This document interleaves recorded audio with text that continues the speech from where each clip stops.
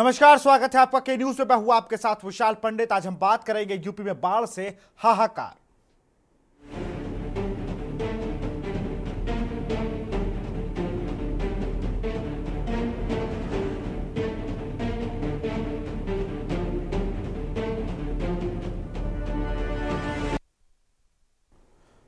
उत्तर प्रदेश के 16 जिलों में बाढ़ की वजह से हाहाकार मचा हुआ है। करीब 2.5 लाख की आबादी बाढ़ विभीषिका से प्रभावित हुई है। पिछले 24 घंटे में उत्तर प्रदेश में प्राकृतिक आपदा से 54 लोगों की जान चली गई है। इससे आकाशीय बिजली से 43, सर्पदंश से 2 और डूबने से 9 लोगों की मौत हुई है। उधर मुख्यमंत्री योगी आदित्यनाथ भी लगातार बाढ़ प्रभावित जिलों की मॉनिटरिंग कर रहे हैं। बाढ़ और राहत बचाव की लापरवाही बरतने वाले 5 जिलों में एडीएम से जवाब तलब किया गया है। आकाशीय बिजली गिरने से सबसे ज्यादा मौतें प्रतापगढ़ में हुई हैं। प्रतापगढ़ में कुल 12 लोगों की मौत बिजली गिरने से हुई है, जबकि चंदौली जिले में 6 लोगों की मौत बिजली गिरने से हुई है। प्रयागराज और फतेहपुर जिले में 4 मौतें हुई हैं। 1923 गांव इस वक्त बाढ़ से प्रभावित है। गौरतलब है कि उत्तर प्रदेश के कुल 16 जिलों में 923 गांव इस बाढ़ से प्रभावित है। इनमें पीलीभीत, लखीमपुर खीरी, श्रावस्ती, गोंडा, बलरामपुर, कुशीनगर, शाहजहांपुर, बलिया, बस्ती, सिद्धार्थनगर, बाराबंकी, सीतापुर, गोरखपुर, बरेली, मुरादाबाद, आजमगढ़ के कई गांव बाढ़ की चपेट में हैं। यूपी में कई नदियां खतरे के निशान से ऊपर बह रही हैं, जिनमें राप्ती नदी, बरहाट नदी, गोरखपुर की शारदा नदी, शारदा नगर, लखीमपुर खीरी, बूढ़ी राप्ती नदी, ककरही, सिद्धार्थनगर, ककानो नदी, चंद्ररी घाट, गोंडा, घाघरा नदी, एल्गन ब्रिज, बाराबंकी, अयोध्या, तृतीपार, बलिया नदी इस वक्त खतरे से निशान के ऊपर बह रही है। नेपाल में हो रही बारिश से बाढ़ का खतरा बढ़ा है। आपको बता दें कि नेपाल की नारायणी बेसिन के जिला काक्सी में पिछले 24 घंटे में 172 mm बारिश हुई है, जिसमें गंडक नदी का जलस्तर बढ़ सकता है और इससे सटे जिले महाराजगंज और कुशीनगर प्रभावित हो सकते हैं। कुछ तस्वीरें हैं जो हम आपको दिखाएंगे। सबसे पहले बलरामपुर की ये तस्वीर देखिए।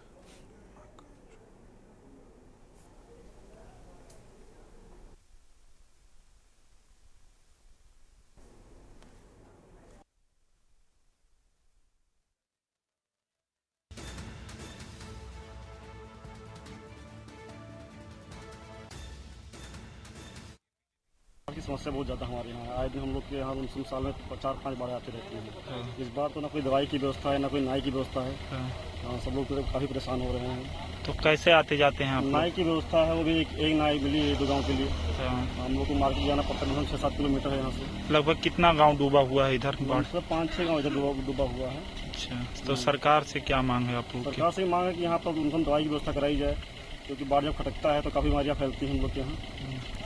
अब सरकार के द्वारा अभी तक कुछ सुविधाएं आप लोग को मिली? कोई सुविधा नहीं, बस नाई की सुविधा मिली और कोई सुविधा नहीं। कोई अधिकारी कर्मचारी कोई आया? कर्मचारी बाढ़ राहत केंद्र बना करके वहाँ पर कोई बैठता नहीं है। कोई नहीं। जब वहाँ जाओ तो ना कोई डॉक्टर मिलते हैं, ना कोई दवाइयाँ मिलती हैं बाढ़ की। तो इतना बाढ़ है, कैसे आप लोग इसको झेल रहे हैं? अब ये प्राकृतिक आपदा है बंधु, इसलिए झेल रहा हूँ। सरकार से क्या कुछ? सरकार से कोई अपेक्षा नहीं है और न सरकार अपेक्षा पूरा कर पा रही है। अभी तक इतना दिन हुआ बरसात शुरू हुई, इतना दिन से बाढ़ में परेशान है, लेकिन कोई बड़े नुमाइंदे जो है देखे नहीं गाँव। केवल एक लेखपाल है जो रोड पे टहल रहे हैं, लोगों से पूछ रहे हैं, लेकिन कभी एसडीएम या तहसीलदार स्तर तक किसी ने गाँव तक नहीं देखा गया। लगभग कितने गांव पानी में डूबे हुए हैं? लगभग ये हमारे यहाँ 7-8 गाँव पूर्वे हैं, जैसे थरवा, थरुनिया, अम्बरनगर, गोविंदपुर, महरी, वीरपुर, देवलहा, पोखरा, कुट्टी, ये सब गांव जलमग्न हैं। सरकार से क्या मांगे हैं आप लोगों की? अब सरकार से मांगे हैं कि समयानुसार सुविधाएं उपलब्ध करा दी जाएं। बिन पछताए होत का जब चिड़िया चुग के खेत, हमारा फसल बर्बाद हो गया, हमारा जो है पशु जो है डूब गया, बह गया, लेकिन अब बाल बच्चे सब जो है दवा से परेशान है, दवा के लिए परेशान है, बीमार हैं, गाँव में पीड़ित हैं। दवा के लिए कहाँ जाना पड़ता है? दवा के लिए हम लोगों को गौरा चौराहे जाना पड़ता है, यहाँ से 4 किलोमीटर। लगभग कितने किलोमीटर तक पानी भरा हुआ है? आपका पानी 1.5 किलोमीटर पूरा है, गांव से पूरा पानी 1.5 किलोमीटर पानी है और गहरा पानी है। इतना बाढ़ है, कैसे आप लोग इसको सर्वाइव कर रहे हैं? क्या करें, बाढ़ तो ही है। पूरे वहाँ गांव से और यहाँ रोड तक पानी भरा रहता है। अब उसी पानी में से आते जाते हैं। तो क्या सरकार से कुछ मांग है आप लोग की? सरकार से क्या मांगा जाए, जो मांगे जो देंगे सरकार। जैसे स्वास्थ्य के लिए या बाढ़ के लिए कुछ आप लोगों को मदद हुआ सरकार से? कुछ नहीं भी हुआ। हाँ। कैसे आते जाते हैं आप लोग गांव? नाव द्वारा जाते हैं। लगभग कितने घर पानी में डूबे हुए हैं आपके गांव के? लगभग 10-15 घर तो पानी ही पानी है। अच्छा, कैसे खाना वाना कैसे बनाते हैं आप लोग? खाना वाना तर करना है, कोई के लकड़ी कंधा है या चूल्हा चक्की से बना रहे हैं। तो कहाँ, छत पे बना रहे हैं या नीचे? नहीं, छत पे तो नहीं बन रहा है, नीचे ही बन रहा है, लेकिन पानी घर में डूबा हुआ है। और अब तस्वीरें आपको दिखाते हैं कानपुर की, जहां पर सेना ने मोर्चा संभाल लिया है और बाढ़ से पहले ही बाढ़ की स्थिति ना हो उसको लेकर भी जगह पर जाकर सर्वे किया है।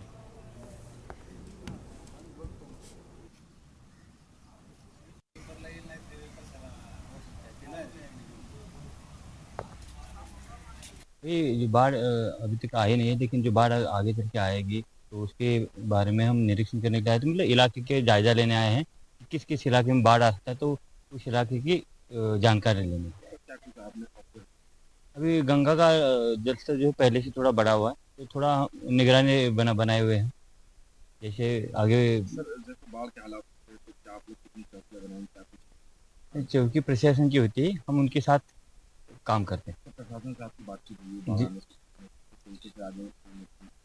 जी, इसके बारे में हमारी मतलब बात हो रही है, अलग अलग चैनल से बात होती है कि किस इलाके में बाढ़ आता है, उस समय कौन सी चौकियाँ वगैरह क्या होगी, उसके बारे में।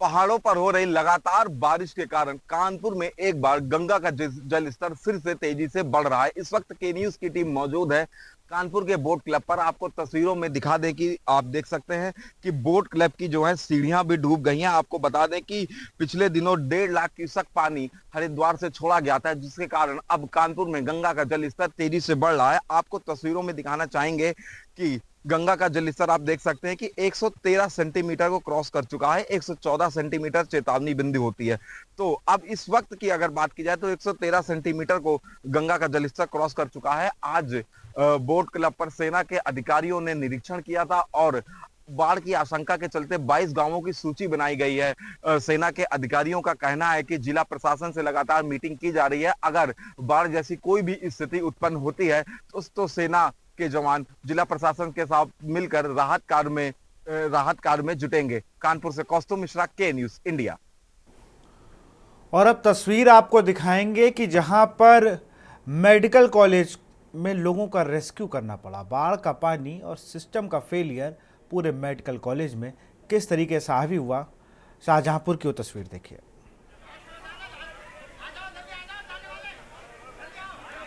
ये मेडिकल कॉलेज से जो तीमारदार और मरीज हैं उनका रेस्क्यू किया जा रहा है। ये तस्वीरें देखिए किस तरीके से जलमग्न है ये पूरा एरिया।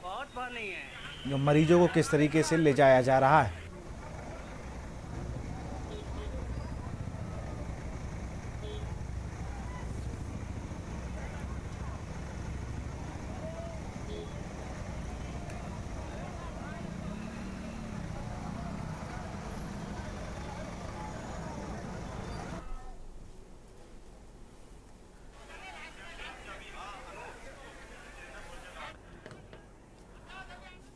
और इस बाढ़ में एक तस्वीर वो भी जिसने सबको झकझोर के रख दिया, जहां पर एक किशोरी की मौत हो जाती है और बाढ़ की वजह से 5 किलोमीटर तक दो भाई बारी बारी अपनी बहन के शव को कंधे पे लेकर गांव जाते हैं। अब इसे सिस्टम का फेलियर कहा जाए या बदनसीबी कि मृतक किशोरी को ये दो भाई किस तरीके से, ये तस्वीरें हैं वहाँ पर रास्ता जो पलिया गांव है पूरा डूब चुका है, लेकिन प्रशासन की बेरुखी ये तस्वीरें साफ कर रही है कि उस गांव में अभी भी किसी एक सच्चे अधिकारी की दरकार है। क्योंकि पिछले दिनों सीएम योगी आदित्यनाथ जब इस जिले में आए थे तब कहीं ना कहीं ये बताया गया था कि सारी चीज़ें ठीक हैं, सब कुछ दुरुस्त है। इसी पे चर्चा करेंगे, हमारे साथ नीरज शुक्ला बलरामपुर से संवाददाता है रोहित पांडे शाहजहांपुर से हैं, कौस्तुभ मिश्रा कानपुर से हमारे साथ जुड़े हुए हैं, राजू शर्मा मेरठ से हैं और आशीष गर्ग है पर्यावरणविद हैं। सबसे पहले रुख करेंगे हम नीरज शुक्ला का। नीरज शुक्ला चूँकि अभी भी वो उस पूरे एरिया का में थे और लोगों से बातचीत भी की। नीरज, अगर बात की जाए तो प्रशासन के क्या इंतज़ाम है, क्योंकि अभी कुछ दिन पहले ही सीएम योगी आदित्यनाथ बलरामपुर और तमाम जिलों का निरीक्षण कर चुके हैं। नीरज जी विशाल जी, मैं आपको बता दूं कि लगातार जल शक्ति मंत्री भी अभी 2 दिन पहले बलरामपुर पहुंचे थे और मुआयना किया था। उसके साथ ही कल सीएम योगी आदित्यनाथ जिले में पहुंचकर बाढ़ राहत सामग्री लोगों को वितरण किए, वहीं हवाई सर्वेक्षण किया है। लेकिन अगर विशाल जी माना जाए धरातल पर, तो जो तुलसीपुर तहसील के क्षेत्र हैं वहां पर अभी भी बाढ़ की विभीषिका से लोग झेल रहे हैं। अभी आपने देखा होगा जो तस्वीरें आई हैं, वहां पे लोगों को तमाम समस्याएं हो रही हैं, जैसे नाव की व्यवस्था नहीं की गई है। जहां पर नाव की व्यवस्था की गई है वहां 3-4 गांव में मिलाकर एक नाव की व्यवस्था की गई है। लोगों को अभी भी जो सुविधाएं हैं वो मिल नहीं पा रही, जिससे जिले में अभी भी बाढ़ की विभीषिका से लोग झेल रहे हैं। वहीं अगर प्रशासन की माने तो लगातार प्रशासन अपने जो है आला कमान के साथ पूरी तरीके से बाढ़ ग्रस्त क्षेत्रों में लगा हुआ है, जहां पर बाढ़ राहत सामग्री वितरित की जा रही है। वहीं विशाल जी, अगर मैं कहना चाहूँ, पिछले दिनों भी मैंने बताया था कि बलरामपुर जो क्षेत्र है वो बलरामपुर से सटा हुआ, नेपाल से सटा हुआ इलाका है। यहाँ पर पहाड़ी नाले जो हैं, लगभग नदी सहित 26 पहाड़ी नाले बलरामपुर में गिरते हैं। लगातार बलरामपुर में तटबंध का निर्माण न होना, ये लगातार बलरामपुर, ये पिछली बार भी यही समस्या थी जब आप लोगों के बीच थे। मैंने आपसे सवाल तटबंध को लेकर पूछा था, तब लोगों का ये कहना था कि सिर्फ पेपर में कार्य हो रहा है, तटबंध अभी तक नहीं बनाया गया, जिससे कई गाँव में बहुत दिक्कतें हो रही हैं। नीरज जी विशाल जी, हमारे साथ कुछ लोग हैं, हम उनसे बात करेंगे तटबंध को लेकर, जो तटबंध का निर्माण नहीं हुआ है। जी, क्या नाम है आपका? सतीश चंद्र पांडे। क्या मतलब बलरामपुर में बाढ़ को लेकर क्या? बाढ़ को लेकर हमारे यहाँ बहुत समस्या है बलरामपुर जिला में। जी, जैसे क्या समस्याएं हैं? समस्या है, सबसे पहले तो समस्या है बांध का। बांध बहुत हमारे यहाँ काफी दिन पहले बांध का उसका काम हुआ था, उसके बाद में काफी जगह सब ध्वस्त हो गया है। सारा पानी नदी का सब क्षेत्र में घुस जाता है, गांव में घुसा है, गांव में रास्ता ब्लॉक है, काफी घरों में घुस चुका है, काफी दिक्कतें आ रही है लोगों को। प्रशासन के द्वारा क्या मदद? प्रशासन की तो घोर लापरवाही जी, क्योंकि जब बाढ़ का समय आता है, बारिश का समय आता है, तो सारे अधिकारियों का नजर उस बांध पे, उस नदी पे होता है, और उसके बाद जब बाढ़ की पानी खत्म हो जाती है, सूखा हो जाता है, वो काम करने में जब आसानी होता है तो कोई अधिकारी वहाँ काम नहीं करता। अभी मैं गया था, देखा हूँ इस रास्ते पर, वहाँ पर एक बोर्ड लगा दिया गया है लोक निर्माण विभाग की तरफ से कि पुलिया क्षतिग्रस्त है भारी। उस पुलिया को हमने पीडब्ल्यूडी विभाग के जेई को कम से कम 2 साल पहले इन्वाइट किया था कि सर यहाँ पे ये रास्ता थोड़ा सा डैमेज है, पुलिया ध्वस्त है। उसके बारे में विधायक जी को भी बताया था और उनको भी बताया था। विधायक जी ने भी अधिकारी को फोन किया था, लेकिन कोई अधिकारी को सुनवाई नहीं की। क्या लग रहा है आपको, अगर वो पुलिया गिर गई तो कितने गांव संपर्क से टूट जाएंगे? कम से कम 50। ये रोड सीधा मुख्यमंत्री योगी आदित्यनाथ जी हैं, जो उनका मंदिर है देवी पाटन, वहां जाता है और सीधा अयोध्या जाता है। अगर ऐसे में पुलिया टूट गई तो तमाम काफी समस्या होगा, काफी लोगों की परेशानी आज से ही समस्या हो गया है। बड़ी गाड़ी प्रवेश नहीं हो रही है, उधर कोई लोड ट्राली नहीं जा रही है, स्कूल बच्चों का परेशानी है, आना जाना सब बंद है। तटबंध को लेकर क्या कहेंगे? तटबंध को लेकर तो बहुत समस्या है। अगर यही लापरवाही रहा तो अगले साल तक यहाँ कम से कम सैकड़ों गांव बह जाएंगे। जी, हमारे साथ और कुछ लोग हैं। जी, क्या नाम है आपका? क्या समस्याएं हैं आप लोग को? समस्या है तटबंध टूट के, तटबंध की तरफ से पानी जो आ रहा है वो गांव में घुस रहा है। तो क्या तटबंध का निर्माण नहीं हुआ है राप्ती पे? नहीं हुआ है, आधा अधूरा। तो क्या प्रशासन से क्या कहना चाहेंगे आप? प्रशासन से यही कहना चाहेंगे कि जितना जल्द हो सके उसका निर्माण पूरा करा के ये पानी जो आ रहा है इसको रोकना। और क्या समस्या है? सरकार द्वारा कुछ आप लोगों को लाभ मिल रहा है कि नहीं? नहीं, लाभ तो मिला है, मिला है और तमाम लोगों को बाकी है। ये सही था।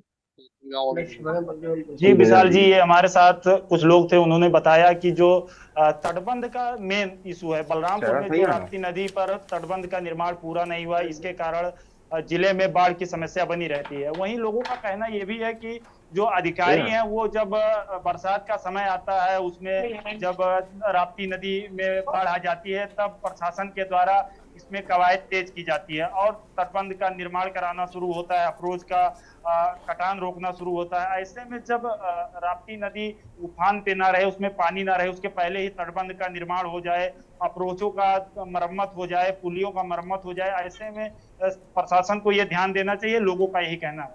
जी विशाल जी। अब अगला रुख करते हैं। बिल्कुल नीरज, आप बने रहिए हमारे साथ। हम जहाँ रुख करेंगे कौस्तुभ मिश्रा का, वो कानपुर से हमारे साथ जुड़े हुए हैं। कौस्तुभ, अगर बात किया तो कानपुर में प्रशासन अलर्ट मोड पर है। सेना ने भी उस पूरे एरिया का निरीक्षण किया। कल जब आपने बात की, उन्होंने कहा कि हम लगातार पुलिस के टच में हैं और कई बार ये स्थिति देखने को मिली है, जो बैराज है वहाँ पर लोगों को बाकायदा रोड पर आना पड़ जाता है जब बाढ़ की स्थिति बनती है। अभी भी आप जहाँ पर मौजूद है वहाँ पर भी लग रहा है कि जैसे गंगा खतरे के निशान के करीब पहुँचती जा रही है, वैसे वैसे गाँव के जो लोग हैं उनके मन में एक डर सताने लगा है। जी विशाल, बिल्कुल आपको बता दो, कानपुर में जो गंगा का जलस्तर है वो चेतावनी बिंदु के पास पहुंच गया है। अगर गंगा बराज की बात की जाए तो 113 सेंटीमीटर यहाँ पर गंगा का जलस्तर पहुंच गया है। बताया गया है कि 114 सेंटीमीटर चेतावनी बिंदु होती है। तो कहीं ना कहीं जिस तरीके से गंगा का जलस्तर चेतावनी बिंदु के पास पहुंचा, उसको देखकर जिला प्रशासन के जो अधिकारी हैं अलर्ट मोड पर आ चुके हैं। कल गंगा बराज पर सेना के जवानों ने भी निरीक्षण किया था। 22 गांवों की एक सूची बनाई गई है। आशंका जताई जा रही है कि ये 22 गांव बाढ़ से ज्यादा प्रभावित हो सकते हैं। सेना के अधिकारियों का कहना है कि लगातार जिला प्रशासन के साथ समन्वय स्थापित कर बाढ़ से निपटने के लिए हर एक संभव प्रयास किए जा रहे हैं। जी बिल्कुल। और अभी की क्या स्थिति है गांव के लोगों से अगर आपकी बात हुई, जो बैराज के आसपास के गांव हैं, वहां को लेकर तमाम ये खबरें आती हैं कि उन तक राहत सामग्री नहीं पहुंची है। प्रशासन कहाँ पहुंच चुका है, किन किन लोगों से बातचीत कर चुकी है, उनके लिए क्या व्यवस्थाएं की गई हैं? जी बिल्कुल, आपको बता दूं, पिछले साल कानपुर में बाढ़ ने जबरदस्त कहर दिखाया था, जिसके बाद से जिला प्रशासन पर तमाम आरोप लगे थे कि इस समय पर राहत सामग्री नहीं पहुंच पाती। तो इस बार प्रशासन ने अभी से ही हर एक चीज का निरीक्षण करना शुरू कर दिया। हर एक चीज की मॉनिटरिंग जिला प्रशासन के अधिकारी कर रहे हैं। जिला प्रशासन का साफ तौर पर कहना है कि अगर बाढ़ जैसी कोई भी स्थिति उत्पन्न होती है तो लोगों को तुरंत रेस्क्यू किया जाएगा और उसके पास समय से ही राहत सामग्री पहुंचाई जाएगी। जी बिल्कुल, बने रहिए आप हमारे साथ। हम और भी संवाददाता का रुख करेंगे। हम सीधे रोहित पांडे की तरफ करेंगे। रोहित पांडे शाहजहांपुर से हमारे साथ जुड़े हुए हैं। रोहित, जो तस्वीरें हैं वो सबके सामने हैं, किस तरीके से मेडिकल कॉलेज डूबा, किस तरीके से सड़कों पर पानी आया और बसों में और एम्बुलेंस में कहीं ना कहीं लोगों को रेस्क्यू किया जा रहा है। मरीजों को उनको उसी पानी के बीच से बाकायदा स्ट्रेचर से ले जाया जा रहा है और कुछ भी बड़ी आपदा का इंतजार कर रहे हैं, मुझे लगता है, शाहजहांपुर प्रशासन। ये देखिए, मैं आपको तो लगातार बारिश हो रही थी और चेतावनी भी दी गई थी कि शाहजहांपुर में 2 नदियां हैं, तो 5 नदियां, लेकिन 2 नदियां जो सिटी के बगल में है, गर्रा नदी और खन्नौत नदी। चेतावनी दी गई थी कि लोग घरों के अंदर रहे और कहीं ना कहीं बारिश का पानी जो है वो छोड़ा जाएगा बैराज से। उसके बाद बारिश का पानी बैराज से छोड़ा गया और लगातार खन्नौत नदी का जलस्तर बढ़ता चला गया। स्तर बढ़ने के बाद लोगों को घरों से रेस्क्यू करना पड़ा। सेना बुलाई गई, सेना लगने के बाद रेस्क्यू कर लोग निकाले गए। एनडीआरएफ की टीम, एसडीआरएफ की टीम, काफी टीमें लगाई गई, जिला प्रशासन लगा है, पुलिस प्रशासन लगा है। उसके बाद फिर गर्रा नदी का पानी छोड़ा गया। गर्रा नदी का जलस्तर बढ़ने के बाद मेडिकल कॉलेज के कमरों में पानी लगातार बढ़ता चला गया। वहां पर प्रशासन अलर्ट हुआ, काफी लेट अलर्ट हुआ। अगर पहले से ही अलर्ट हो जाता तो शायद कहीं ना कहीं स्ट्रेचर पर जो आप तस्वीर देख रहे होंगे, मरीजों को खींचते हुए निकालने की ये स्थिति नहीं आती। स्ट्रेचर नहीं लेने पड़ते, पहले ही कहीं ना कहीं मरीजों को शिफ्ट किया जा सकता था। लेकिन प्रशासन लेट अलर्ट हुआ। 300 के आसपास जो मरीज थे उन्हें मेडिकल कॉलेज शाहजहांपुर से निकालकर प्राइवेट हॉस्पिटल में एडमिट किया गया। सत्यनारायण हॉस्पिटल है, कृष्णा हॉस्पिटल है, ऐसे तमाम हॉस्पिटल हैं जिनमें मरीजों को ले जाया गया और एडमिट किया गया है। उसके बाद देखा जाए तो आज सुबह की स्थिति, रात एनडीआरएफ की टीम आई है और टीम आई है, लोगों ट्रैक्टर से रेस्क्यू, जो व्यक्तिगत लोग होते हैं, संगठन होते हैं, वो रेस्क्यू कर रहे हैं। सेना स्टीमर से, नाव से रेस्क्यू कर रही है। लगातार लोगों को निकाला जा रहा है। लेकिन जो शाहजहांपुर का एरिया है वो अधिक बाढ़ग्रस्त हो चुका है। लोगों को अपनी जान बचाना मुश्किल पड़ रहा है। जी बिल्कुल रोहित, अगर बात की जाए तो प्रशासन का इसमें क्या कुछ कहना है, क्योंकि अब तो कुछ कहने लायक बचे ही नहीं है। जैसे कि तस्वीरें जहां पर अभी आप खड़े हैं वहां पर भी वो पानी का स्तर बता रहा है कि प्रशासन ने और जनप्रतिनिधियों ने कितना काम किया शाहजहांपुर में। ये तो सुरेश खन्ना, जो कि यूपी के सबसे शक्तिशाली मंत्री है, उनका गृह जिला है शाहजहांपुर का, लगभग 8 बार के विधायक हैं वो यहाँ से। सुरेश खन्ना का घर यहाँ से कुछ ही दूरी पर है। आप देख सकते हैं मेरे पीछे हनुमत धाम है, हनुमान जी की वो मूर्ति है, इसके बगल में ही सुरेश कुमार खन्ना जो कैबिनेट मंत्री है शाहजहांपुर के, उनका घर है। वो यहाँ पे निरीक्षण करके गए थे। अधिकारियों को उन्होंने दिशा निर्देश दिए थे कि जो व्यवस्थाएं हो सकती हैं उन्हें चुस्त दुरुस्त करें और लोगों को रेस्क्यू कर निकालें, लोगों तक खाना पहुंचाएं, जो सामान स्वास्थ्य का होता है पहुंचाएं, दवाइयां पहुंचाएं। तो कहने ये प्रशासन लगा हुआ है, लेकिन ये मंत्री और विधायकों से कहीं ना कहीं ऊपर हटके बात होती है। जब प्राकृतिक आपदा आती है तो मंत्री और विधायक उसमें कुछ नहीं कर सकते। लगातार सांसद, विधायक, मंत्री सारे लोग निरीक्षण कर रहे हैं, अधिकारियों को निर्देश दे रहे हैं। जब सेना लगती है तो कहीं ना कहीं ये बात बहुत आगे बढ़ जाती है। तो यही शाहजहांपुर में हुआ है, दो नदियां दोनों उफान पर हैं और उसके बाद देखा जाए तो कहीं ना कहीं उफान पर आने के बाद ये अपना विकराल रूप ले चुकी है, जो अब इस स्थिति को बिगाड़ चुकी है काफी। और मंत्री यहाँ पर सुरेश कुमार खन्ना लगातार मोर्चा संभाले हुए हैं, दिन रात मेहनत कर रहे हैं। और आप हमारे पीछे देखेंगे हनुमत धाम, ये पूरा एरिया, लोग हैं हमारे साथ, काफी लोग खड़े हुए हैं पीछे। आप इधर दिखाएंगे हमारे कैमरा पर्सन आपको कि देखिए वो पुल है, ये हनुमत धाम का, लोग आ रहे हैं, ये जल स्तर है, लोगों से बातचीत करेंगे। आप बताइए यहाँ पानी कब से बढ़ा हुआ है, कितना पानी बढ़ा हुआ है यहाँ पर, कब से बढ़ा हुआ है और ये कब से कम हुआ नहीं हुआ है? कल तो बहुत ज्यादा था, थोड़ा कम हुआ है, थोड़ा कम हो गया, आज बहुत ही कम हो गया। ये लोगों प्रशासन ने कुछ अलर्ट किया था, बताया था कि आप लोग हट जाइए। अलर्ट किया गया था, लेकिन कुछ लोगों ने सोचा हटेंगे, लेकिन जब रेस्क्यू टीम आई उसके बाद हटाएगा। अब आप बताइए ये पानी जो है पहले से कम हुआ है कि कुछ बढ़ रहा है लगातार? अनम्यूट कर लीजिए रोहित अपने आप को। यहाँ पर कभी भी पानी आने की संभावना भी नहीं होती। आज वो भी 6 से 8 फीट के आसपास डूबा हुआ एरिया और हम उसके पास के ही रोड पर खड़े। बिल्कुल, मैं जरा मेरठ से हमारे सहयोगी राजू शर्मा भी लगातार बने हुए हैं, हम आपके पास आएंगे। रोहित आप बने रहिए हमारे साथ, राजू शर्मा का रुख करेंगे। राजू, मेरठ की क्या स्थिति है? बिल्कुल, देखिए विशाल, मेरठ में जो कहर है वो लगातार जारी है। मेरठ का एक एरिया पड़ता है हसनापुर, जो बिजनौर को भी जोड़ता है, उसी पर एक मार्ग पड़ता है भेमकुंड मार्ग, वहां पर भी लगातार जो बाढ़ का कहर है वो लगातार बढ़ता जा रहा है, क्योंकि भेमकुंड जो मार्ग है उसके पास ही गंग नहर जो है वहां से होकर गुजरती है। उसका जब जो जलस्तर जब बढ़ता है तो वहाँ के जो लोग हैं रोजमर्रा के काम को लेकर जो लोग निकलते हैं उन्हें बड़ी समस्या का सामना करना पड़ता है, क्योंकि बिजनौर के लोग हैं ग्रामीण क्षेत्र के, वो काम करने के लिए मेरठ आते हैं और जब मेरठ आने के लिए उन्हें इस रास्ते का उपयोग जो है वो करना पड़ता है। वो भेमकुंड मार्ग है, वो इस मार्ग अभी लगभग 1 सप्ताह पहले क्षतिग्रस्त हो गया। जो मिट्टी थी उसके नीचे की वो खिसक गई, बह गई पानी में, तो अब जो वो रास्ता है वो बंद पड़ा है।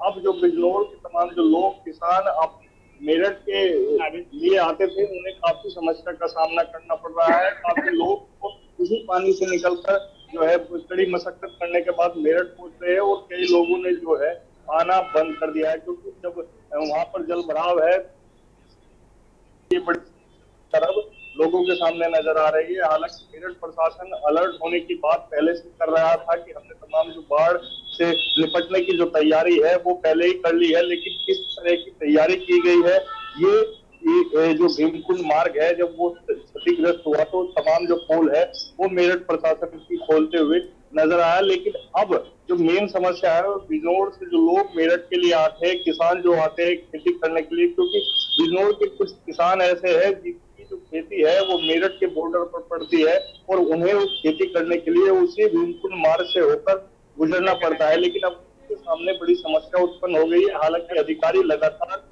प्रयास कर रहे हैं उस मार्ग को ठीक कराने के, लेकिन जब तक जल स्तर जो है कम नहीं होगा तब तक वो मार्ग दोबारा नहीं बन पाएगा। बिल्कुल, आप बने राजू हमारे साथ। हम जरा आशीष गर्ग जी के पास चलेंगे, पर्यावरणविद हैं। और आशीष जी, आप बाढ़ की जो स्थिति है वो कहीं ना कहीं आपको नहीं लगता कि जब रास्ता रोक दिया गया है पानी का तभी वो शहरों का रुख हो रहा है? पहले ऐसा नहीं होता था कि कुछ एरिया था वहाँ पर होती थी दिक्कतें, लेकिन अब तो ये हर एक शहर में पानी घुसने लगा है, लोगों के घरों में पानी आ रहा है। इसका कहीं बड़ा कारण वो तो नहीं जो हम लोगों ने, जो आज के जनमानस ने पानी के रास्ते को रोका है, तालाबों को, नहरों को पाटने का काम किया है? जी, आपने बिल्कुल सही फरमाया। और ये देखिए, जो जिस तरीके से बाढ़ का पानी लगभग हर एक शहरों में ये घुस रहा है और लोगों को परेशानियां कितनी हो रही हैं, और वो जो एक छोटी क्लिप देखी थी बड़ी विचलित करने वाली है। तो ये कुछ हमें इसमें कहीं ना कहीं हमारा जो एक शहरीकरण जो काफी विस्तृत तरीके से बढ़ता चला जा रहा है, और साथ ही साथ इसके जो एडवांस में प्लानिंग नहीं हो पाती, जब बाढ़ एकदम उसकी विभीषिका बढ़ जाती है तभी हम लोग कह सकते हैं कि उसमें हम उस पर संज्ञान लेते हैं और ये निरीक्षण होते हैं इसके, और तब तक तो स्थिति काफ़ी बाहर निकल जाती है। तो देखिए ये क्या है कि ऐसा नहीं है कि बाढ़ ये पहली बार आ रही है। अभी जो जलवायु परिवर्तन की वजह से अचानक जो बारिशें हो रही हैं और जल स्तर जो डैम्स में या बैराज में भी अरे एकदम बढ़ रहा है, वीडियो ना म्यूट करो। तो ये सबको देखते हुए हमको कुछ पहले से एडवांस में सोचना पड़ेगा, इसको बड़ा गंभीरता से लेना पड़ेगा। मुझे लगता है यदि हम इसको वही 20-25 साल पुरानी स्ट्रेटेजी से चलते रहे तो ये ठीक ही रहेगा। इसको एक काफ़ी गहनता से इस पर विचार करके ही कुछ हमको कदम बढ़ाने पड़ेंगे, क्योंकि जिस तरीके से हम देख रहे हैं हर शहरों में ये बाढ़ का पानी आ रहा है और इतना लोगों को परेशानी हो रही है, और साथ ही साथ ये जो विषय है इसको मुझे लगता है बहुत गंभीरता से नहीं लिया जा रहा है। तो हम ये मान के चल रहे हैं जब कुछ होगा तब देखा जाएगा, तब तक तो स्थिति काफ़ी विकराल हो जाती है। और ये जो वाकई में जो इस तरीके का परेशानी लोगों को हो रही है, कुछ लोग, हमें टाउन प्लानिंग जो एक सब्जेक्ट है उस पर भी ध्यान देना पड़ेगा। देखिए कुछ बेरोक टोक कंस्ट्रक्शन हर तरफ होती चली जा रही है। अब मुझे नहीं पता है कि मेडिकल कॉलेज वो किस नदी के किनारे ही क्यों बना था, या मुझे मालूम नहीं है एग्जैक्टली लोकेशन। कुछ हमें सोच के चलना पड़ेगा कि नदी का जो तट है उससे कुछ दूर हट के कोई कंस्ट्रक्शन अलाउ की जाए, नदी को भी बहने का पूरा स्पेस दिया जाए। तो ये सब कुछ बातें हैं, मुझे लगता है इन पे गंभीरता से विचार करना चाहिए। और हर बार आर्मी को डिप्यूट करना भी एक अच्छा साइन नहीं है। बिल्कुल। हमको ये और मुझे आशीष जी एक चीज़ और लगती है, जिस तरीके से हम कह रहे हैं कि मेडिकल कॉलेज, मैं कह रहा हूँ नदी से बहुत दूर भी है, तो कहीं ना कहीं हम लोगों ने सारे रास्ते पानी के रोक दिए होंगे तभी वहाँ पर आया है। वरना जिस तरीके से, अब देखिए कि सेना आके वो निरीक्षण करके जा रही है, बलरामपुर की तस्वीरें देखिए आप ज़रा, कि ऐसा नहीं ये पहली बार ऐसा हो रहा है, लेकिन बड़ी बात यह है कि लगातार ही ऐसा हो रहा है। इसको लेकर कुछ तटबंध की बात वहाँ पर आ रही है सामने, वहाँ पर और चीज़ों की बातें आ रही हैं। अब जैसे रोहित पांडे शाहजहांपुर से बता रहे हैं कि भाई वहाँ पर मंत्रियों ने और विधायकों ने मोर्चा संभाल लिया है, लेकिन अधिकारी उस चीज़ पर लगते ही नहीं। अब जब हो गया है सब कुछ तब उस पर मोर्चा संभाला गया है। आशीष जी, आपको बिल्कुल सहमत हूँ आपसे कि होने के बाद इन पे संज्ञान लिया जा रहा है। ये पहले से ही हमको नदी का रास्ता तो देखिए सबको मालूम है, तो हमको उसका नदी को बहने का अपना पूरा देना चाहिए। लेकिन अब यदि कोई शहर उसके किनारे बस गए हैं तो जो तटबंध एम्बैंकमेंट बनने चाहिए और नदी को थोड़ा बहुत जितना कोशिश की जाए डाइवर्ट उसका पानी ना आ पाए शहरों में, उसका भी प्रबंध करना चाहिए।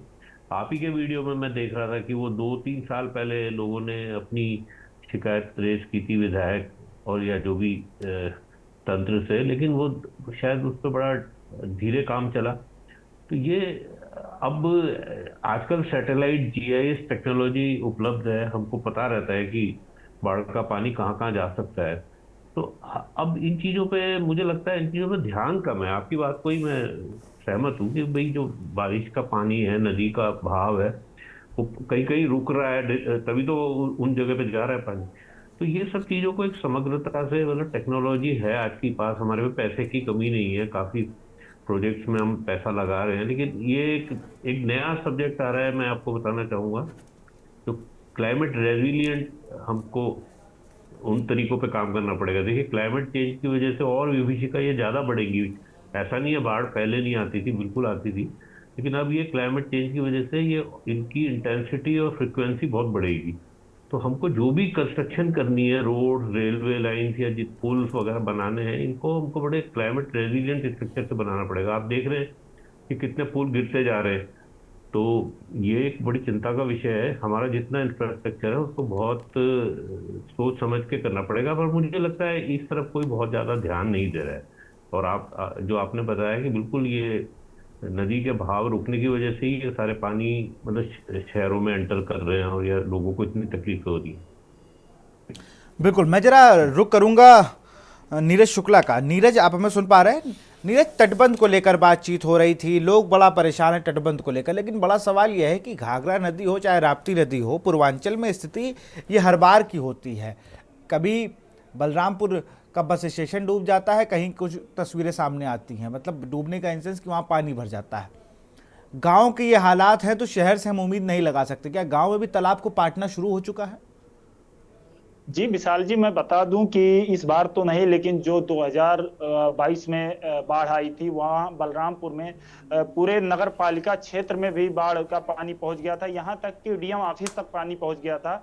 ऐसे में विशाल जी मैं बता दूं कि बलरामपुर में सबसे बड़ी समस्या जो है कि राप्ती नदी पे तटबंध न बनना, और इसके साथ ही तटबंध जो राप्ती नदी से नहरों का निर्माण हुआ है, वहां पे सैफन का निर्माण नहीं किया गया है, जिससे पानी को इधर से उधर भेजा जाए। क्योंकि जो पानी बरसात का पानी है या पहाड़ी नालों का पानी है, वो आके गांव के तरफ जम जाता है, जिससे वो काफी दिनों तक जमा रहता है। ऐसे में किसानों का फसल भी खराब होता है, आवागमन भी बाधित होता है। अभी मैंने जीरो ग्राउंड पे जाके लगभग आधा दर्जन गाँव में लोगों से बातचीत किया, तो उनका कहना यही है कि अगर राप्ती नदी पर समय रहते ही तटबंध का निर्माण पूरा करा लिया जाए तो इससे बाढ़ की विभीषिका से बचा जा सकता है। लेकिन सरकार के द्वारा केवल फाइलों में ही तटबंधों का निर्माण होता है और उसके साथ ही ग्रामीणों को इसकी समस्या से झेलना पड़ता है। वहीं आपको बता दूं कि पहाड़ी नाले जो हैं, इनकी कोई वो नहीं होती है कि सफाई होनी चाहिए इनकी। जैसे बालू जम गया है उसमें, तो उसकी सफाई होनी चाहिए। ग्रामीणों का कहना है कि लगातार कई वर्षों से सफाई नहीं हो रहा है, कागजों में ही सफाई का कार्य होता है, जिससे जो पहाड़ी नाले हैं वो गाँव में पानी उनका जाता है। इससे लोगों को समस्या का सामना करना पड़ता है। साथ ही अगर अधिकारियों की बात की जाए तो उनका कहना है कि लगातार हमारे द्वारा तटबंधों का निर्माण कराया जाता है, लेकिन ये दिख नहीं रहा है। बलरामपुर जिले में तकरीबन आपको बता दूं कि जो उतरौला तहसील पड़ता है, यहाँ पे लगभग तटबंधों का निर्माण हुआ ही नहीं है। कहीं कहीं हुआ है तो वो भी कटान हो गया। जी विशाल जी बिल्कुल, मैं कौस्तुभ का रुख करूंगा। कौस्तुभ, अगर बात की जाए कानपुर की तो हम फिर से वही देख रहे हैं। इस बार थोड़ा अपग्रेड हुआ है, लेकिन पिछली बार के मुकाबले अभी भी वहां से लोगों को हटाया नहीं गया है, फिर वही दिक्कतों का सामना करना पड़ेगा। निरीक्षण जरूर सेना ने कर लिया है, लेकिन लोकल प्रशासन से उस तरीके की उम्मीद नहीं है, क्योंकि बैराज के आसपास या पूरे शहर की हम बात करें, तालाबों का जो एक जाल था वो कहीं ना कहीं खत्म हो गया। और दूसरी चीज की सफाई, नाले सफाई पर खुद महापौर ने ही अधिकारियों को लताड़ा है। जी विशाल, बिल्कुल आपको बता दूं कि कानपुर में कटरी किनारे बसे कम से कम 22 से ज्यादा गांवों पर बाढ़ का खतरा जो है मंडरा रहा है। अगर पिछले साल की बात की जाए तो बाढ़ आने के बाद जिला प्रशासन अलर्ट हुआ था, लेकिन इस बार जिला प्रशासन का साफ तौर पर कहना है कि वो लोग हर एक स्थिति की लगातार मॉनिटरिंग कर रहे हैं। इस वक्त हम मौजूद हैं अटल घाट पर। आपको तस्वीरों में दिखाना चाहेंगे, आप देख सकते हैं कि अटल घाट की सीढ़ियों तक देखिए पानी आ चुका है, और लोग, हालांकि कुछ लोग बैठे जरूर हुए, लेकिन स्थानीय प्रशासन जो है वो गंगा किनारे जाने की लगातार सबको मना कर रहा है और किसी को भी नहाने की अनुमति नहीं दी जा रही है। लगातार जिला प्रशासन के जो जिम्मेदार अधिकारी हैं उनका कहना है कि वो लोग इन 22 से ज्यादा गाँवों की ओर निगरानी कर रहे हैं। अगर बाढ़ जैसी स्थिति कोई भी बनती है तो तुरंत लोगों को रेस्क्यू किया जाएगा। आपको बता दें कि अटल घाट पर नावों को भी खड़ा कर दिया गया, उनमें सारे लाइफ जैकेट और सारे इक्विपमेंट्स भी लगा दिए गए। जी बिल्कुल, मैं जहाँ रुक करूँगा उससे पहले शाहजहांपुर का, लेकिन उससे पहले वीके पाठक झांसी से एक दर्शक हमारे साथ। वीके पाठक जी, अपनी बात को रखें। झांसी में सर यहाँ भी समस्या रहती है पानी की, कि जहाँ नाला होना चाहिए वहाँ सफाई नहीं होती है, न नाला है। नगर निगम अपनी बात रखता है कि हमारी जमीन नहीं है, और पानी भरा हुआ आ रहा है 2-3 किलोमीटर दूर से। घरों में पानी भरता है, कोई देखने वाला नहीं है, कोई सुनने वाला है। हेलो, बिल्कुल, आप बहुत बहुत शुक्रिया अपनी बात को रखने के लिए। शाहजहांपुर चलेंगे, रोहित पांडे लगातार बने हुए हैं। रोहित, अगर बात की जाए तो बाकायदा एक बहुत बड़ा बजट आता है नाले सफाई को लेकर, शहर की सफाई व्यवस्था को लेकर। मुझे लगता है अगर वही अधिकारी सही से काम कर रहे होते तो ये स्थिति ना होती जहां पर अभी आप खड़े हैं। रोहित, अनम्यूट कर लीजिए जिससे हम आपको सुन पाए।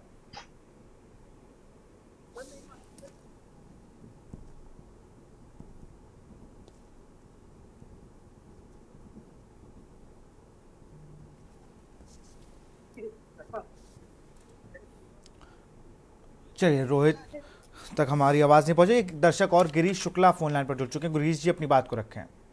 मैं कहना चाहता हूं कि ये जो 12 जिलों में 633 गांव में पानी घुसा है, भगवान करे इनका रक्षा हो लोगों की।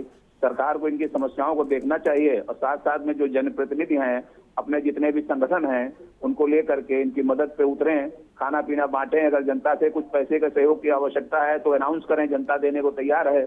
और रह गया जो नाले की सफाई आप बार बार उठाते हैं, नाले की सफाई का काम तो 10-20 साल से बंद कर दिया गया। वो तो केवल सरकारी खजाने से पैसा निकालने का तरीका निकाला गया है कि साल में एक बार कुछ ठेके पे आदमी बुला लिए और इधर थोड़ा निकाला उधर निकाला। नालों की सफाई 10-20 साल से हो ही नहीं पाई। पहले रेगुलर सफाई होती थी नालों की तो वो हो पाती थी। इस तरह से नालों की सफाई कभी जिंदगी में हो ही नहीं सकती, क्योंकि जब रोज हम सफा नहीं करेंगे किसी नाले को तो एक दिन में 10-20 आदमी बुला लिए, उसमें इतना मलबा निकलता है, उसको देख के ही वो भाग जाते हैं। थोड़ा मलबा निकालते, अगर पूरा मलबा निकाल दे तो किसी भी सरकार की कोई भी नगर निगम उठाने वो की क्षमता नहीं रखता है कि उतना मलबा उठा सके, इसलिए वो निकालते ही नहीं मलबा। बिल्कुल, बहुत बहुत शुक्रिया गिरीश जी अपनी बात को रखने के लिए। मैं रोहित पांडे के पास चलूंगा। रोहित, आप हमें सुन पा रहे हैं? सुन पा रहा हूँ, कम आ जी रोहित, मेरा सवाल था किसी अधिकारियों का कुछ कहना, अधिकारी से एक दिन के मंत्री जी और सांसद विधायक के ही दबाव में काम कर रहे हैं क्या? वो कर भी नहीं रहे हैं, क्योंकि अगर उन्होंने काम किया होता, उन्होंने पहले ही रूपरेखा तैयार की होती तो ये स्थिति ना आती। जी देखिए, मैं आपको बता दूं, अधिकारी तो काम करते ही हैं, लेकिन जो शासन बजट भेजता है उस पर सही से काम नहीं हो पाता। यहाँ के विधायक मंत्री लगातार कोशिशें करते हैं, कहीं ना कहीं अधिकारी अपनी मनमानी जरूर करते हैं। क्योंकि कल रात मैंने भी एक बार अधिकारी को फोन किया था, कहा था कुछ लोग फंसे हुए हैं, तो आश्वासन मिला कि उनको निकाल लिया जाएगा, लेकिन सुबह तक उनको निकाला नहीं गया। फिर उसके बाद ग्रामीण क्षेत्र के लोगों ने ट्रैक्टर द्वारा उनको निकाला। तो कहीं ना कहीं ये लापरवाही अधिकारियों की रहती है। बजट आता है तो नाले साफ नहीं हो पाते हैं, तालाब साफ नहीं हो पाते, काफी चीजें चलती हैं। तो अधिकारियों की मनमानी तो कोई नई बात नहीं है, वो हमेशा ही करते हैं। कहते हैं कि आने वाले टाइम में करा देंगे, पहले कराया था लेकिन बाढ़ भारी आ गई है तो इसकी वजह से ये पानी भरा हुआ है। तो अधिकारी तो मनमानी करते हैं, लेकिन यहाँ के जो मंत्री हैं सुरेश कुमार खन्ना, उन्होंने लगातार मोर्चा संभाला हुआ है, डीएम को साथ लेकर घूम रहे हैं कि कहीं ना कहीं जो लोग फंसे हैं उनको निकाला जाए। और बाढ़ की स्थिति जो है वो बहुत ही भयावह हो चुकी है शाहजहांपुर में। आज तक ये कभी नहीं हुआ है ऐसा दृश्य। जो हमने लोगों से बात की है, बुजुर्ग लोगों से बात की, उन्होंने कहा हमारे सामने भी ऐसा कभी नहीं हुआ। शाहजहांपुर में इस तरीके से बाढ़ कभी नहीं है। शाहजहांपुर के सारे रोड ब्लॉक कर रखे हैं, दिल्ली लखनऊ हाईवे नेशनल जो है उसे ब्लॉक कर रखा है, सारे रास्ते बंद कर रखे हैं, कोई कहीं नहीं जा पा रहा है, सारे लोग घर में लॉक हैं। और कम से कम 4 से 1000 लोगों का रेस्क्यू हो चुका है। सेना लगी है, एसडीआरएफ लगी है, एसडीआरएफ लगी है, तमाम बल लगे हुए हैं जो लोगों को निकालने का लगातार काम कर रहे हैं। और सुबह से लेकर शाम तक, कल से परसों तक ये लगातार रेस्क्यू ऑपरेशन जारी है और अभी भी चल रहा है।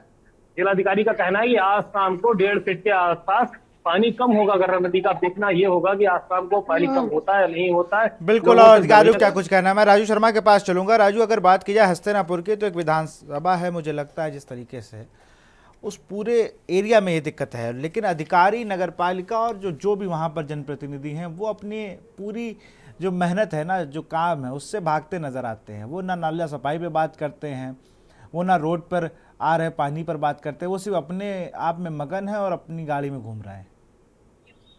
हाँ बिल्कुल, देखिए विशाल, हस्तिनापुर वही विधानसभा है जहाँ से लखनऊ की जो कुर्सी है, यानी मुख्यमंत्री की जो कुर्सी है वो तय होती है। कहा जाता है कि हस्तिनापुर से जिस पार्टी का विधायक जीत कर जाता है, लखनऊ में सरकार उसकी ही बनती है, मुख्यमंत्री लखनऊ की सीट पर उसी पार्टी का बैठता है। तो उसी हस्तिनापुर में अब जो बाढ़ का कहर है वो सामने निकल कर आ रहा है। बड़ी समस्या यहाँ पर लोगों को हो रही है। हालांकि अधिकारी निरीक्षण कर रहे हैं और समाधान की बात कर रहे हैं, लेकिन समाधान जमीनी स्तर पर जो होना चाहिए वो नहीं हो रहा है, क्योंकि बाढ़ से पहले ही मुख्यमंत्री ने अलर्ट कर दिया था अधिकारियों को कि अधिकारी जाए और क्षेत्र में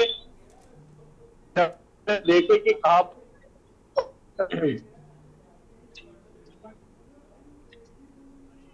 फाइलों में गए तो दूर करने का जो प्रयास है वो भी फाइलों में किया, लेकिन हकीकत में जो जमीन पर काम होना चाहिए था, बाढ़ की जो समस्या उत्पन्न होने वाले जो क्षेत्र थे वहां पर जो काम होना चाहिए था वो वहां पर काम नहीं किया गया। इसकी वजह से जो भीमकुंड मार्ग है वो क्षतिग्रस्त हो गया और उसकी वजह से अब जो लोग हैं, बिजनौर से आने वाले जो लोग हैं, जो मेरठ आते हैं खेती के लिए, काम के लिए, रोजमर्रा के जो काम है वो करने के लिए आते हैं, उन्हें अब बड़ी समस्या का सामना करना पड़ रहा है। पानी में से निकलकर अपनी जान जोखिम में डालकर पानी से निकलते हैं और उसके बाद मेरठ की सीमा में प्रवेश करते हैं। ऐसे मेरठ के जो लोग हैं वो भी फिर अपनी जान जोखिम में डालते हैं और फिर जो बिजनौर है उसकी सीमा में प्रवेश करते हैं।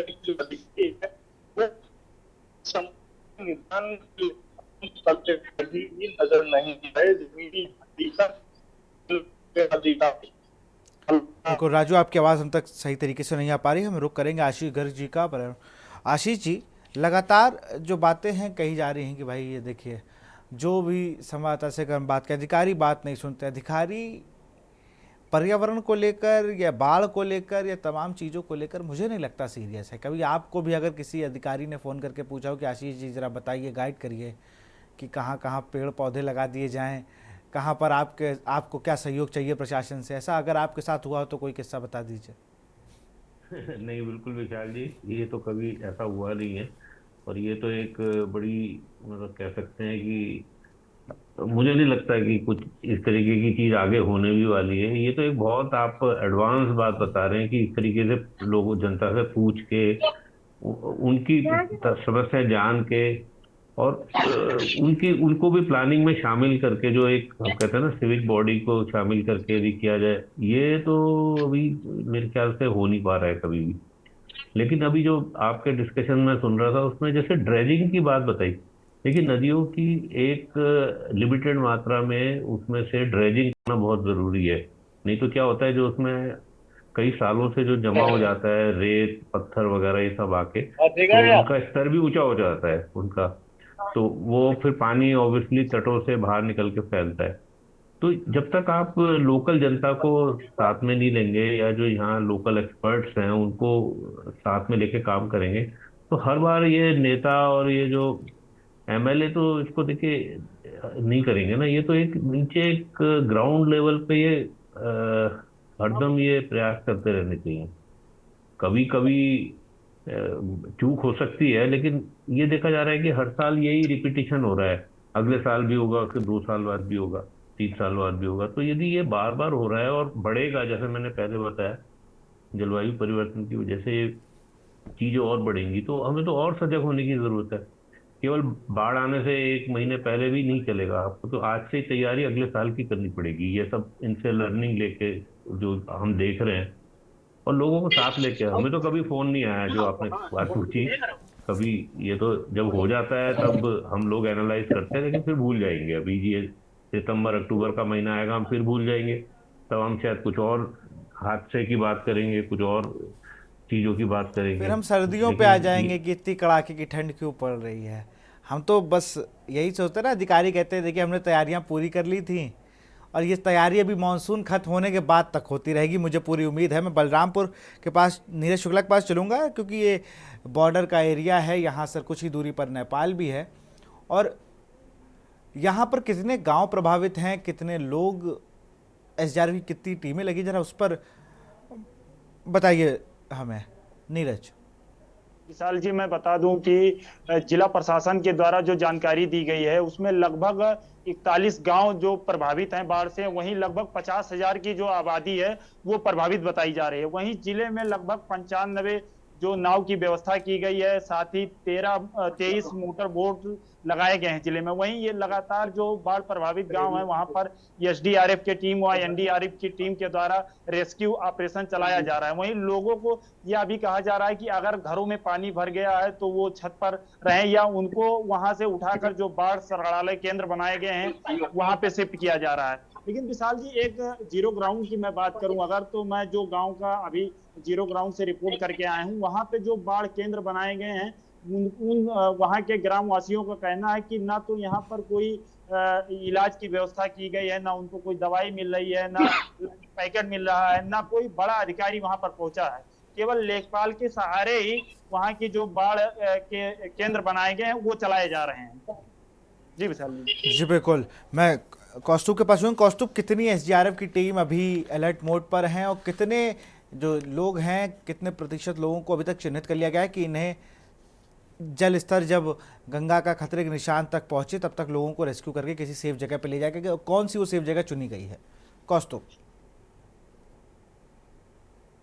जी बिल्कुल, आपको बता दें कि गंगा बराज के आसपास 22 से ज्यादा गांव है, वहां पर सरकारी स्कूलों को चुना गया है। अगर बात की जाए पिछले साल की, तो जिला प्रशासन इस बार कुछ ना कुछ सबक जरूर लेगा, क्योंकि पिछले साल तरीके से लोग हाईवे किनारे रहने के लिए मजबूर, उनका साफ तौर पर आरोप था कि जिला प्रशासन जो कैंप में नहीं लेकर जा रहा है। इस बार ऐसी कुछ भी स्थितियां जिला प्रशासन नहीं आने देने की बात कर रहा है। जिला प्रशासन का साफ तौर पर कहना है कि अगर बाढ़ की स्थिति आती है तो कहीं ना कहीं वो हर एक चीज पर को जल्दी से जल्दी रेस्क्यू करने की लोगों को कोशिश करेगा, और हर एक गतिविधि पर खुद ही जो है मॉनिटरिंग कर रहा है। जी जी बिल्कुल रोहित, अगर बात की जाए तो कितनी टीमें लगी हुई हैं एसडीआरएफ की बाढ़ को लेकर? मैं आपको बता दूं कि सेना की 4 कंपनियां लगी हुई हैं, एनडीआरएफ की 20 टीमें लगी हुई हैं यहाँ पर जी, और तमाम पुलिस बल प्रशासनिक अमला लगे हुए हैं, 50 नाव पड़ी हुई हैं यहाँ पर। काफी लोग और जो आरएसएस के लोग हैं वो लगे हुए हैं, समाज सेवी संगठन लगे हुए हैं लोगों को निकालने में, तो तमाम लोग लगे, काफी लोग लगे हैं लोगों को राहत कार्य करने में। गांव क्षेत्र में भी पानी पहुंच चुका है, 50 से ज्यादा गांव बाढ़ की चपेट में है, पूरा शहर शाहजहांपुर का बाढ़ की चपेट में है।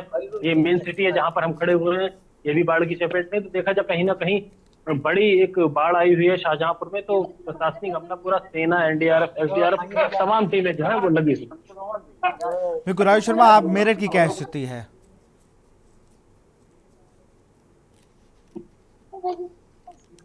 राजू, आप हमें सुन पा रहे हैं? उत्तर प्रदेश जी, मेरठ की क्या स्थिति है? उत्तर प्रदेश मेरठ का हाल विशाल बुरा है। अधिकारी सुनने को तैयार नहीं है, फाइलों में निरीक्षण कर रहे हैं, लेकिन समाधान जो जमीनी स्तर पर को नहीं करते हुए नजर नहीं आ रहे, जिसकी वजह से आम जनता को काफी समस्या का सामना करना पड़ रहा है। बीते दिनों अध्यक्ष अंकुश चौधरी पहुंचे थे और वहाँ का जो हाल है, जमीनी जो हकीकत है, वो अधिकारियों को, शायद खुद एसडीएम को भी मौके पर आम आदमी पार्टी के जिला अध्यक्ष ने बुलाया था और बताया था कि देखिए किस तरीके से यहाँ पर लोगों को समस्या का सामना करना पड़ रहा है। ट्रैक्टर तक उन्हें पानी में निकालना पड़ रहा है लोगों को। ये भी जो है आम आदमी पार्टी के लोगों ने दिखाया था अधिकारियों को, लेकिन उसके बाद भी अधिकारी वहां से चले गए थे कि जैसे ही पानी कम होगा उसके बाद जो समाधान है वो किया जाएगा, सड़क बनाई जाएगी ताकि जो लोग है वो आ जा सके, लेकिन समाधान अभी फिलहाल कुछ भी होता हुआ नजर नहीं आ रहा। बिल्कुल, मैं जल्दी से चलूंगा आशीष गर्ग जी के पास, फाइनल कमेंट उनसे लेता हूं, फिर डिबेट क्लोज करेंगे। आशीष जी, अगर बात की जाए तो क्या बचाव अब हो सकते हैं? अब तो चलिए प्रशासन लग गया है, लेकिन आने वाले समय के लिए क्या बचाव करें, जिस तरीके से बाढ़ का जो पानी कहीं पर तो उसका जो इस तरीके से रेसिडेंशियल एरियाज में ना आए, घरों में ना घुसे, उसको लेकर क्या कुछ किया जा सकता है? देखिए, मैं ये बाढ़ के बारे में कहीं पढ़ रहा था, तो इसमें अभी क्या हो रहा है कि जो हमारे ज्यादातर शहर तटों के पास ही बसाए जा रहे हैं। देखिए, और चालू की बंद है और अभी आप जो बात कर रहे थे कि तटबंध बनाने की, देखिए तटबंधों को भी एक इंजीनियरिंग तरीके से बनाने की जरूरत है। हम हर जगह तटबंधों को बाढ़ का पानी रोकने के लिए बना देंगे तो वो बाढ़ का पानी कहीं और जाके नुकसान करेगा over a period of time. ये जो इसकी जैसा मैंने बताया कि शहरों में इसका जो बाढ़ का पानी जिस तरीके से अभी दिख रहा है न्यूज चैनल पर आते हुए, इसमें हमारी जो टाउन प्लानिंग की व्यवस्था, जो हम जिस तरीके से बिना मास्टर प्लान के, बिना बाढ़ क्षेत्र को संज्ञान में लिए बनाते चले जा रहे हैं, ये भी एक बहुत बड़ा कारण है। और जो मैंने पहले बताया कि जो हम ड्रेजिंग करते थे, जो इसमें रेत निकालते थे इसको, या इसमें से थोड़ी बहुत खनन जिसे बोलते हैं, उसकी भी एक लिमिटेड वे में बहुत सख्त ज़रूरत है। तो ये उपाय हमको, और जैसा इसकी हमको 3-4 साल आगे की प्लानिंग अभी करनी पड़ेगी।